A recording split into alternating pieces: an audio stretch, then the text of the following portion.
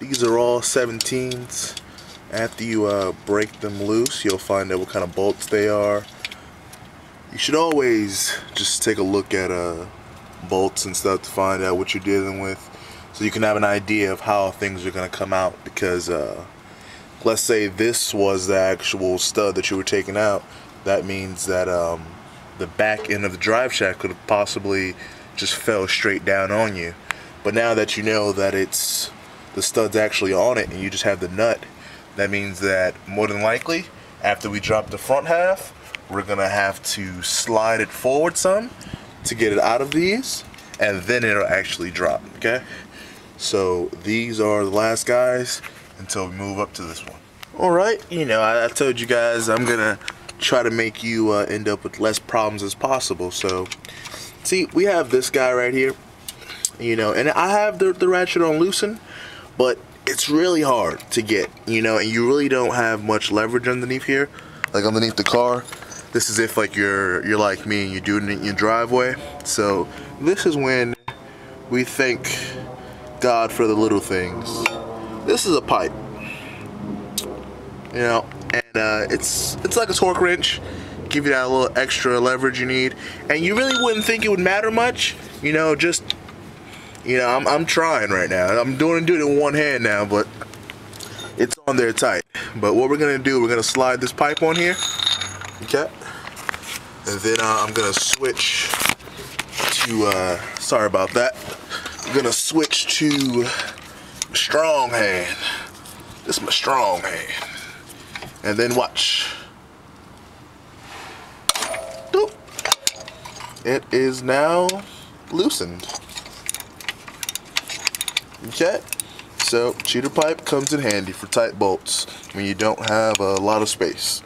Okay, all right, so we just had a use the noggin moment, meaning see if things are gonna work out, you know, visually, like visualize what's about to happen rather than going for it and then letting it happen. All right, so we have the drive shaft here, and you see these studs, right? These studs are, by the looks of it, inside, they're attached to the face of the diff. So that means that we're gonna have to push forward to get these out and then drop down. Now these are the only bolts holding this drive shaft on. Everything else is off. But what's gonna have to happen is this is gonna have to be pushed forward and then dropped, meaning that this sway bar is indeed in the way. So rather than me finding this out later, after I already would have the weight of the whole drive shaft on this sway bar, where I visualize that. So I'm gonna take off the sway bar here and here. On the other side, there's two bolts in there. They're both 14s. Hopefully, what we're gonna do, we're not gonna actually hopefully we don't have to mess with the sway bar here and drop it entirely. Hopefully just taking off the bolts right here gives it enough space to drop down. All right, we are gonna find out, and I will let you know what was the final verdict. So now that we have that off, now the sway bar, hopefully I don't have to actually drop it from there. Right now I dropped it from the parts that were holding it to the back frame, and it has some bend room to it, you know, so I'm gonna see if I can work it out after I start to take down these bolts here. And then this is when life is gonna get real, because these are the last two things, these are the last two bolts holding this drive shaft up right now. Okay, so let's get to those, and hopefully this video makes it online, I'm not crushed, and it was a success. Alright, okay guys. Alright guys, sorry you missed some of the stuff I was doing. I was on the phone and multitasking at the same time. It's typically what I like to do.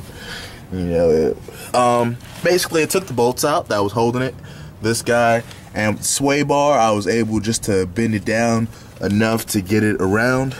But now we're fighting with getting it off of these.